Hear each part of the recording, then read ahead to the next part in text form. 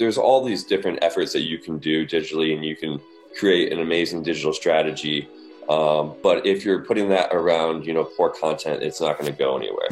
I know people have said it before and they'll say it again, but thinking outside the box is huge. And, that concept of, being creative is ever evolving. Just being real about, what other types of demographics rather than your main one will be interested in this, and it'll appeal to them. You really got to know your demographic and your music, and, be real about what the people, your fans, what types of, editorial publications are they reading, or, what types of festivals are they going to, and, who else are they listening to? And, you kind of make a whole set of detailed targeting there, and then you can use that and expand that, moving forward to hit those people with your content. Here we are. We got the Weird Music Podcast with AJ Tallo, Director of Marketing for 1111 Group. AJ's involved in the marketing with Oteil Burbridge, Direct Manager, Son Squabby, Casey Russell. I know a lot of you guys out there are Goose fans, Pigeons fans, Big Gigantic, Holly Bowling. The list goes on. AJ, he's making it happen. A lot of you guys are hearing about bands, hearing about shows because of our friend here, because of his marketing expertise. So AJ, super glad to have you on the show. Excited to dive into a lot of different things today. We'll start this off. Let's just kind of jump in the time machine. Beginning of your career, you're really into marketing. How did you specifically get involved in like the music business, and what was the beginning of that journey like for you? For sure. Yeah. First off, just thanks for having me on. I'm glad to be here and chat about this stuff. Well, for me, I kind of, I came out of college with a degree in marketing and communications, and always was passionate about, digital marketing and digital strategy. Kind of went the other way out of college, wasn't working in music at all, even though it's been, a long time passion of mine. I grew up going to see as many live shows as I could through high school and college, et cetera.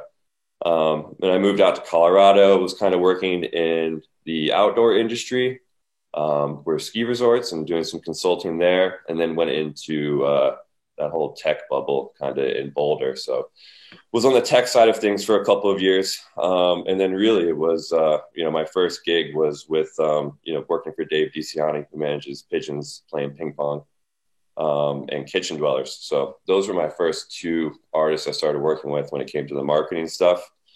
He kind of brought me on part-time years back, and it really just grew from there. So, and so that time when Dave brought you on, how many years ago was that? Probably like 6 years ago now, six and a half years, something like that. Yeah. With the way you're so hands-on with all these artists, I'm interested, like, I know within the last maybe like 15 or so years, the music industry has like imploded because of like the Napster, then streaming and album sales plummeting, the whole thing surrounding the live show now. So it's like 2013 that you're starting to get involved in the music industry about, right? Yeah. I started helping Dave with some stuff then. And, then he kind of brought me on probably like, 2014 or 15-ish, like really starting to do all of his tour marketing and general marketing for those artists. And then it grew from there, working with 1111 Group.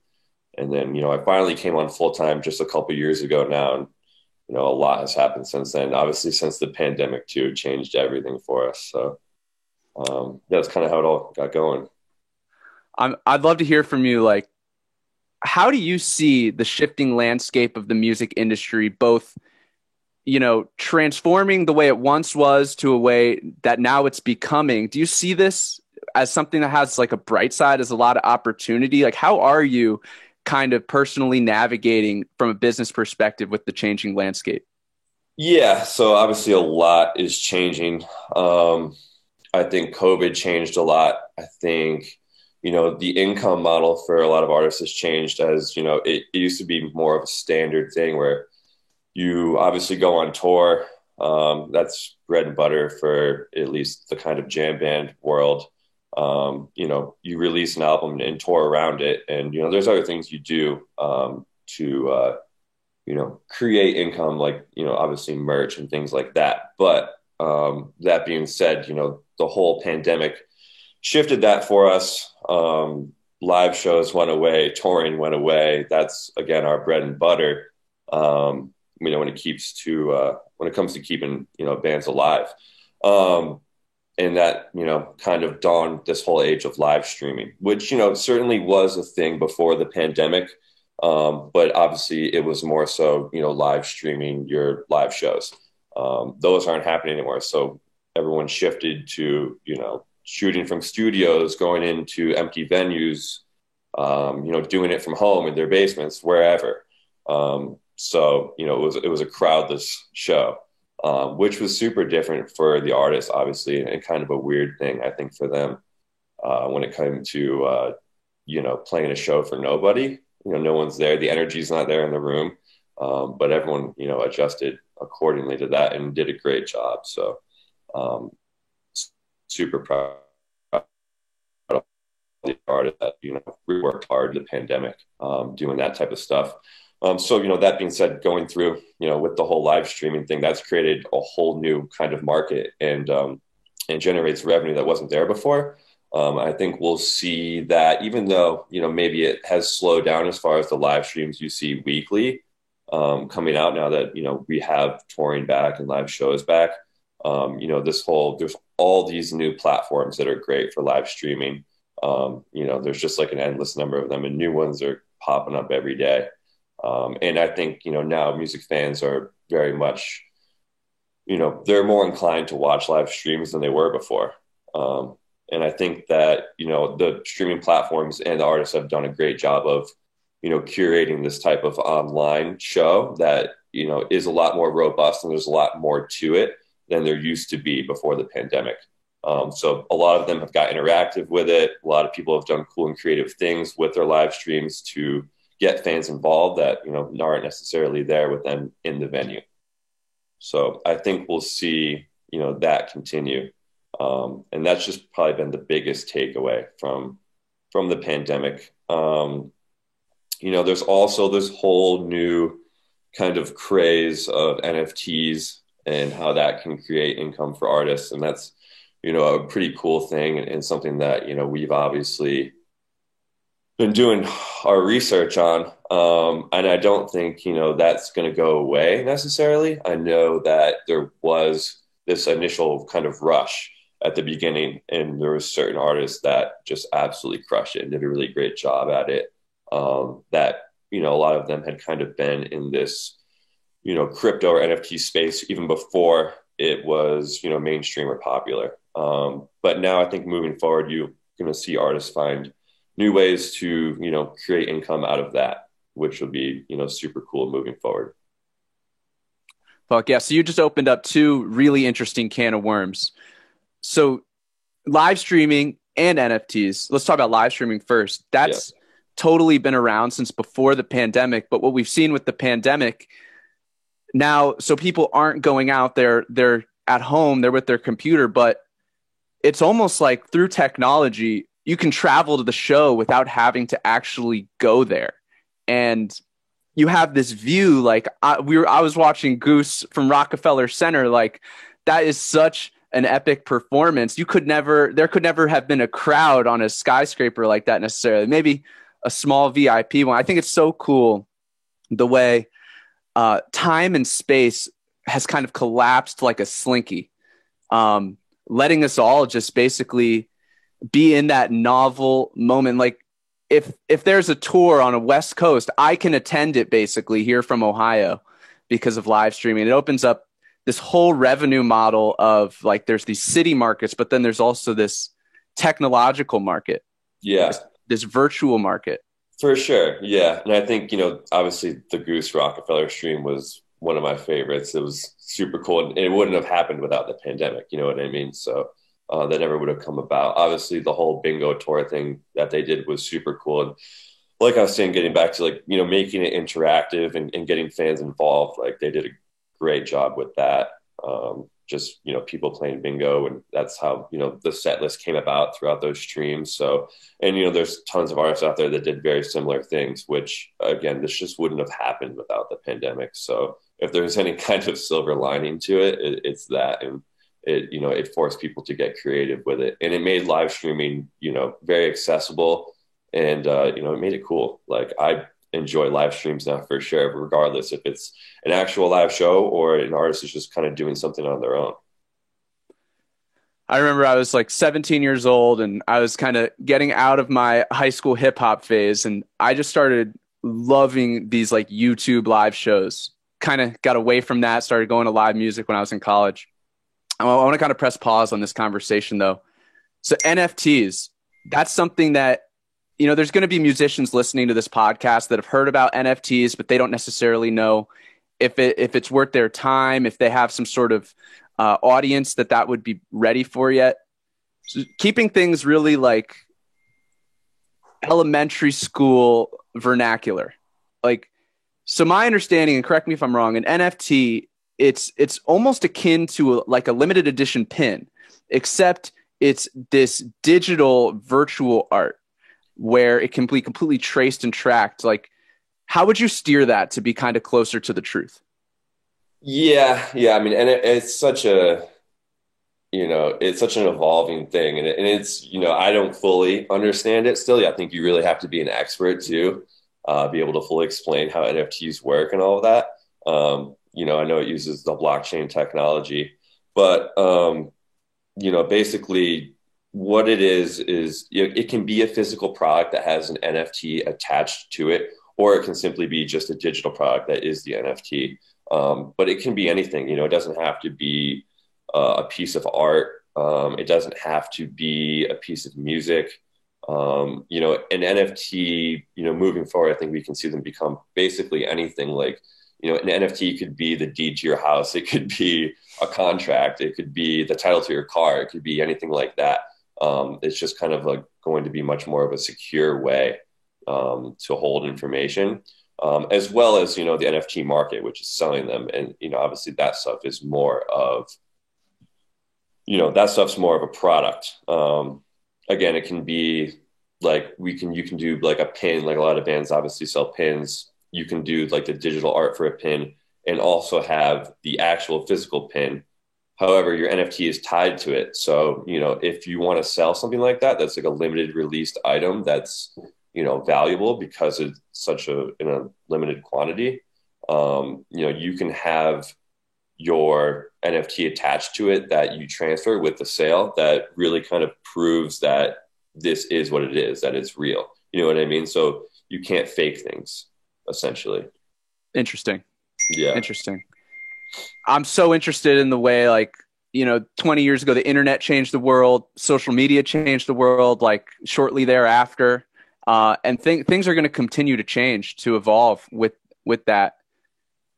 Yeah. It's not every day that we can have someone who is so deeply involved with marketing with these bands that all of us here in the scene are looking up to. Like, I want to take full advantage of having you on the podcast. I know there's a lot of musicians that are kind of still in that first part of their life cycle where they're really ramping up. I want to take a step back. Like, if you were to be brought on, maybe your cousin was like starting this band. They wanted to put all their eggs in the basket, but they're really starting kind of from scratch. Yeah. How might you advise them to get started? Like, I know being a touring band can be done wrong. It can be one of the most gruesome, stressful things ever. And it's such a noisy situation being a music consumer. Like, there's unlimited music basically to listen to. Yeah. What kind of advice might you have for someone just starting out? Kind of just overall advice, or marketing related? Marketing related to building your brand as an artist to be really a sustainable long-term thing. For sure.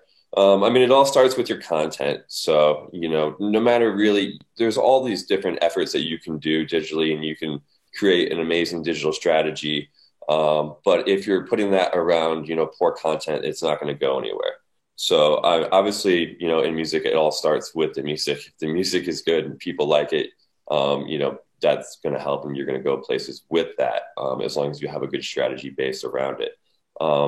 But as far as, kind of overall branding and your strategy there, I mean, it all starts with your content. It's about curating something that, works for what you would define as your demographic, your fans.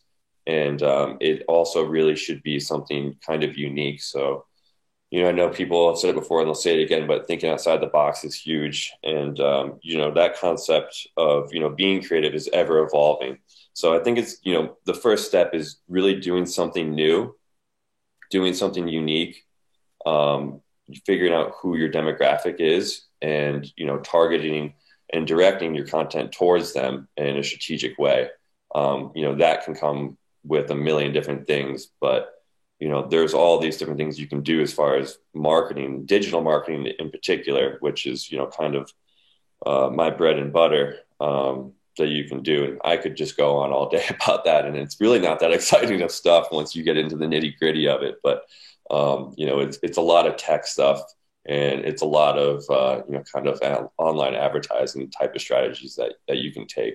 But yeah, I mean, the biggest thing is I think, curating content, whether it's simple stuff like press photos or, more in-depth stuff like live streams or just videos that you can release, things that you can attach to your music releases as far as, contesting or merch or, there's so many options out there. And I think, you can build off of what other people do. And I think it's great to just, look at artists that you like or respect or, other teams out there and see what they're doing and, maybe not take exactly what they're doing, but I think it's good to just bounce ideas off of that. And, in that way you come up with something unique on your own for your artist or your team.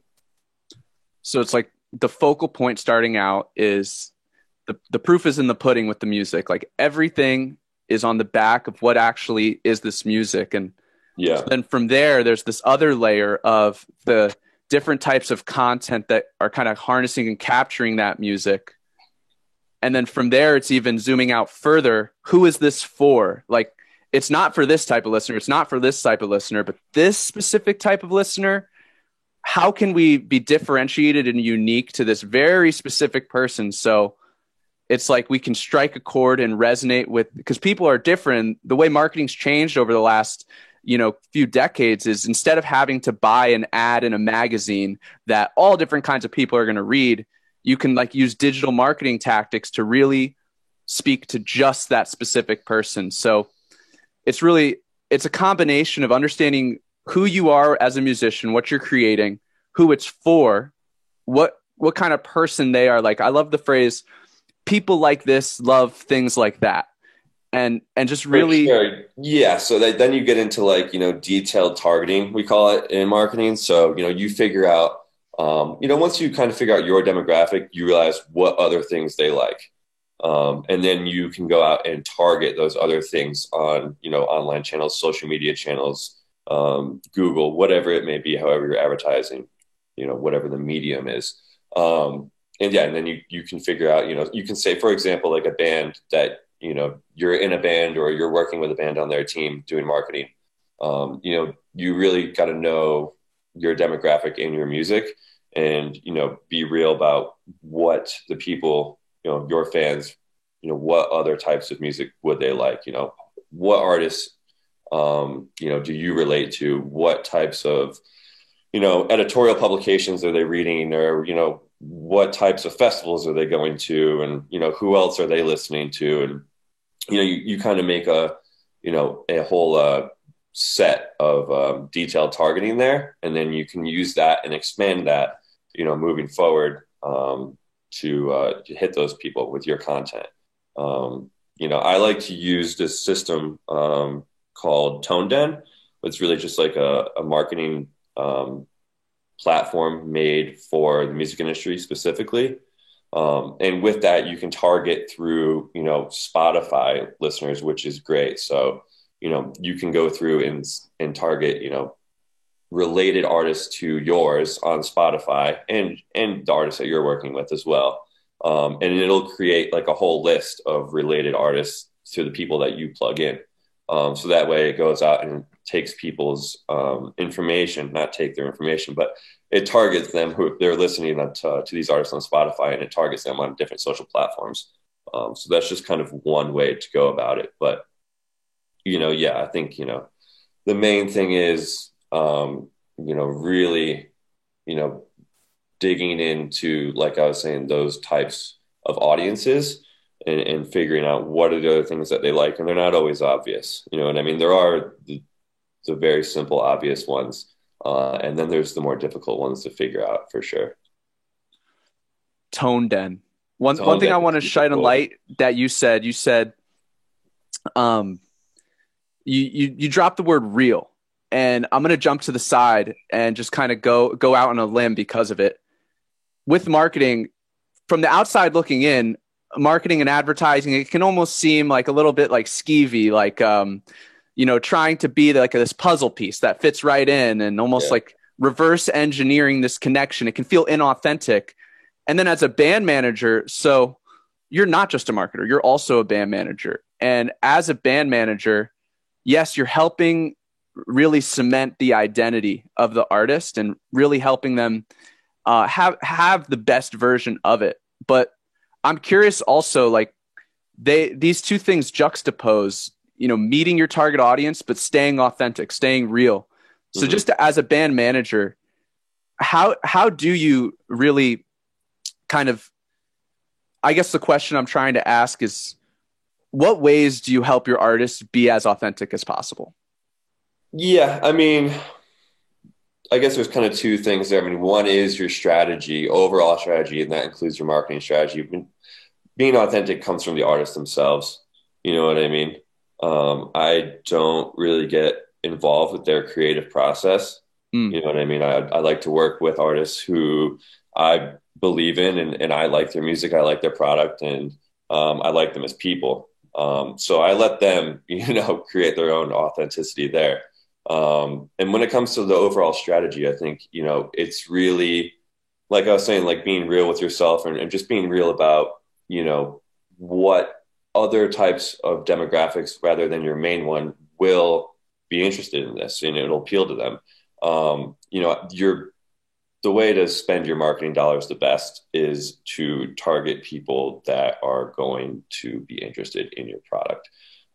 So you're not necessarily like old school advertising marketing, like jamming it down people's throats. Like, you know what I mean? It's a whole new age. We're not doing TV commercials.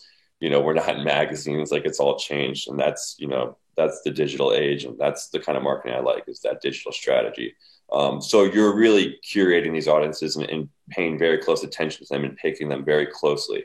Or else, you're really wasting your money on marketing, and that's just a waste of your time in general. So, again, you gotta be smart, and you gotta just kind of pay attention to culture as a whole and, your specific demographics to, curate content and curate audiences to push, your music to, or your product to. Right on. Hell yeah. So my next question, AJ, there's a lot of people out there we've studied Google AdWords. We know like HubSpot, inbound marketing, like tons of people can do digital marketing. I'm curious with you, what about your intangibles has allowed you to really, lay down this path for yourself and excel in your role? Like, what do you think it is about yourself as an asset to your team that's allowed you to progress like this? For sure. I mean, there's tons of great marketers out there. I'm sure there's a lot that are can go much more in depth with all of these things than I can, as far as, getting really deep in on Google AdWords, something I've done in the past, but, you can just go deep forever on that type of stuff. All the different sort of banner advertising you can do online.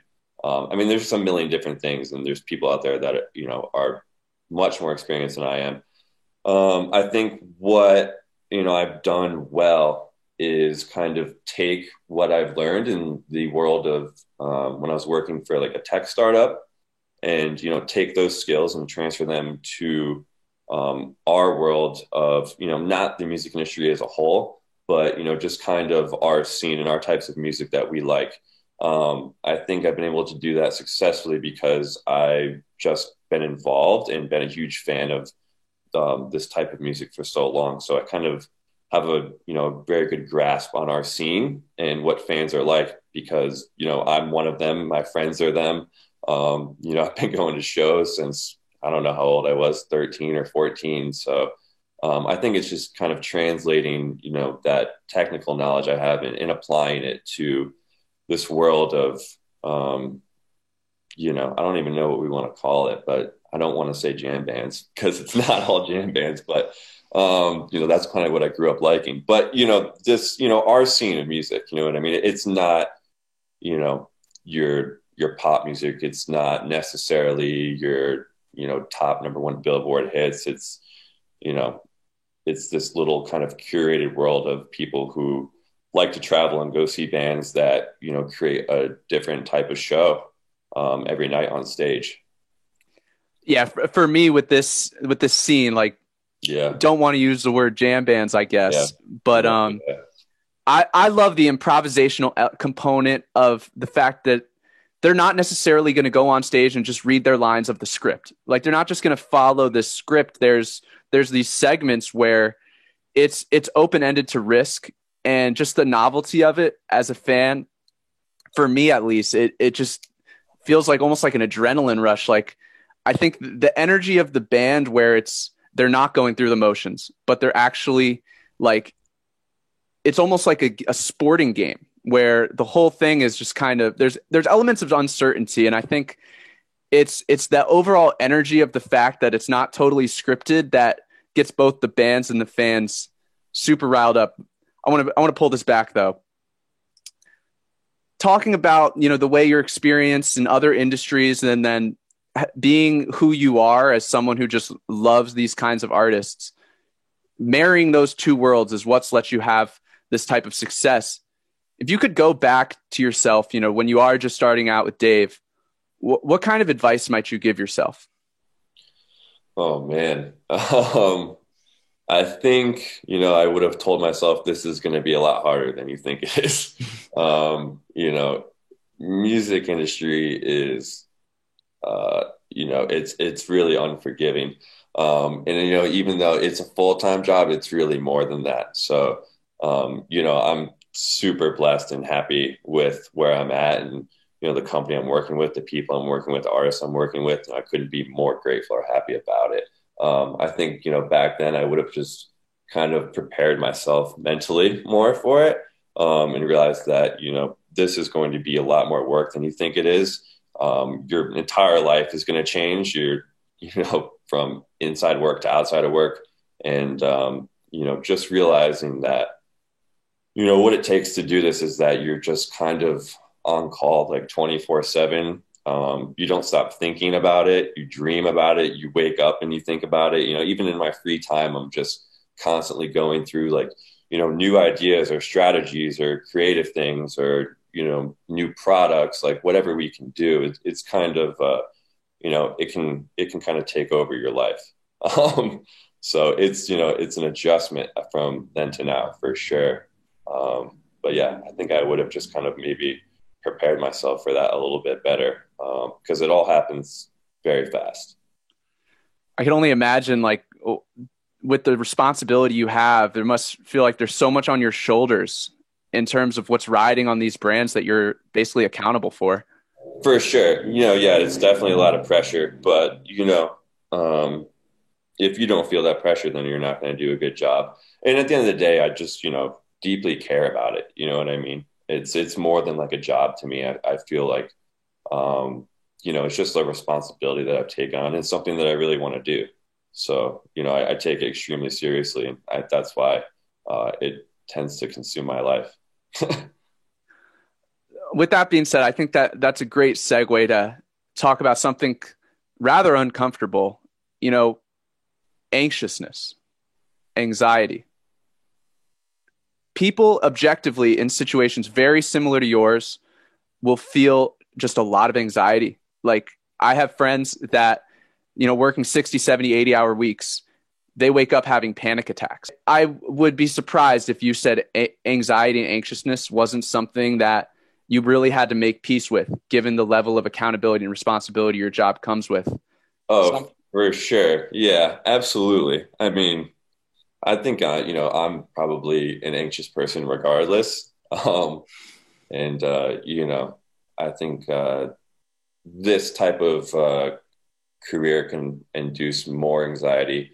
Um, that being said, I think there's a lot of ways to to work on that, and I love what's like come out in the last few years, just like how everyone's being very conscious of mental health and speaking about it openly. I think that's just super important. I mean, I'm sure you're aware of the company Backline that's based around music industry and, mental health. And that's been a great resource for, a lot of people out there. So there's things like that.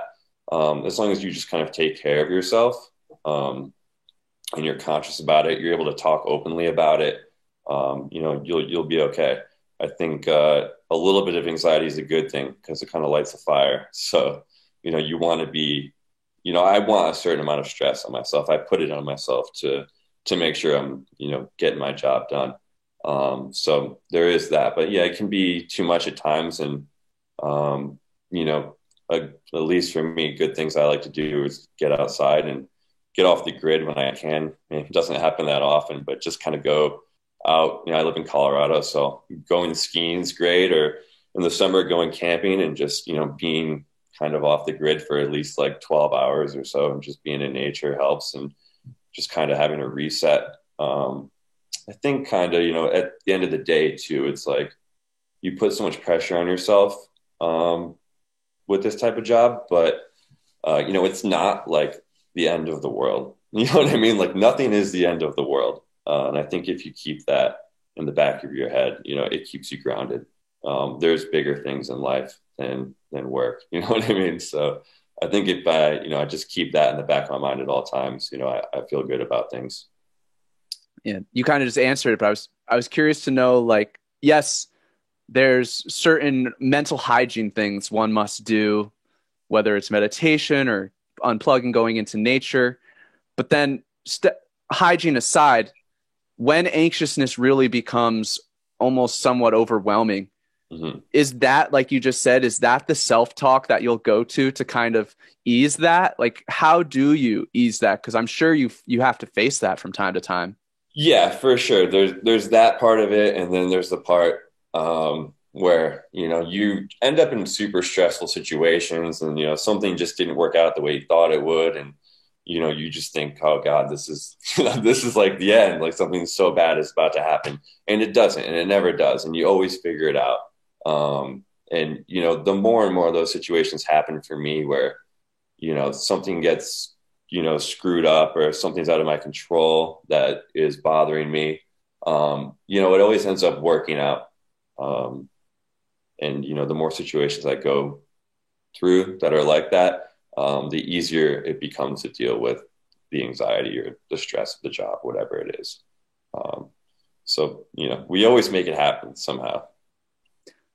It's really interesting the way this previous 5-10 minutes links back to the question about what intangible qualities do you think really have allowed you to succeed. It's obvious to me, having this emotional resilience, this strength of not kind of letting the waves really deter your ship from its path, to use a metaphor. Like, I feel like with someone in a position like yours, that is one of the most important things, the ability to stay calm in the midst of chaos. For sure. Yeah. Especially when, you're kind of steering the ship, you have to be, you gotta be the person. I mean, a lot of the weight is on you for things to go properly. So that's where the stress comes from. But again, if you're manning the ship like that, you need to be the guy that's calm, and you need to be the one to figure it out. And, problems are always going to arise, and that's not going to stop. And, nothing's ever as easy as you think it will be going into it. So I think you just need to prepare for that, and just be mentally prepared for anything to happen. And, I'd like to think I do a good job of that, and would like to continue to get better at it for sure. It's definitely cool for me to hear from you, like, your take on the stress and anxiety that your job comes with. Like, just hearing that perspective, I feel like for any of us, it just makes us at least feel not alone in the way, kind of I the mean, I world can think, feel smaller yeah, in us. no, it's not even like music industry specific, even though that's a stressful job. There's people out there with jobs that I couldn't even imagine having, you know what I mean? So, and I think no matter what you do in life, for work or otherwise, a lot of people go through it. So, it's just good to think about the bigger picture like that. And, we're all dealing with it, especially through the, 2020 and everything like that. That was obviously just a tough year for everyone, regardless. So we were all having our own problems, kind of. You know what I mean? We're all not alone in this. Step into the side with bands, fans, events, the music industry, our subsector of the music industry. If you could make one change through your career, one real substantial change to the culture that we find ourselves in, how would you change it? I